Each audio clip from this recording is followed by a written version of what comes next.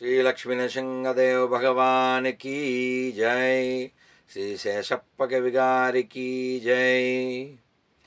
तल्ली गर्भमु నుండి ధనము తేడెవ్వడు వెళ్ళిపోయెడినాడు వెంటరాదు లక్షాధికారైన లవణమన్నమే గాని మెరుగు బంగారంబు మింగబోడు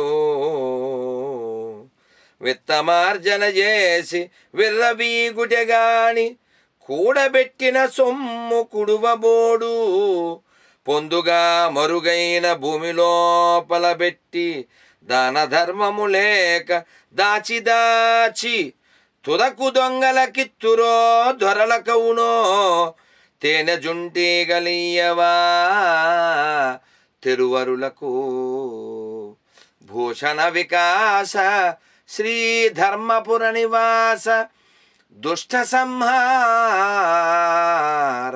నరసింహ దురిత దూరా దుష్ట సంహార నరసింహ దురిత దూరా। ఓ నరసింహస్వామి, ఓ నరసింహస్వామి, పుట్టినప్పుడు ధనమును తీసుకుని రాలేదు ఎవరును, పోయేటప్పుడు కూడా వెంట తీసుకుపోడు। లక్షాధికారైన ఉప్పుతో కూడిన భోజనమే తిన్ను గాని మెరిసే బంగారమును భుజింపలేడు।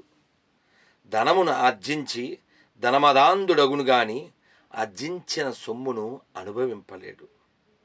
దాన ధర్మములకు దాన్ని ఉపయోగించక చక్కగా ధరణిలో దాన్ని దాచిపెట్టగా చివరకది దొంగల కగునో దొరల కగునో ఏ దొరల పాలుగునో ఎవరికి తెలుసును। తేనెలు కష్టపడి సంపాదించిన తేనెను తాము అనుభవింపక తెరువులకు అనగా బాటసారులకు ఇచ్చట్లేదా, అట్లే మనుష్యులు ఈ విధంగా నుందురు। ఈ యొక్క పద్యం ఎవరు రాశారు? శేషప్ప కవి గారు। ఎక్కడ?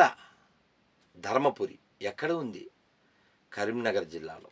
ఈ ధర్మపురి లక్ష్మీనరసింహస్వామి వారి యొక్క పరమభక్తుడైనటువంటి శేషప్ప కవి గారు మనుషులలో భక్తిని వైరాగ్యాన్ని పెంపొందింపజేయడానికి అద్భుతమైనటువంటి రచన చేశారు।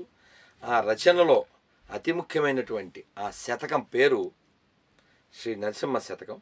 అతి ముఖ్యమైనటువంటి కొన్ని పద్యాలని మనం భావసహితంగా ఆస్వాదిద్దాం।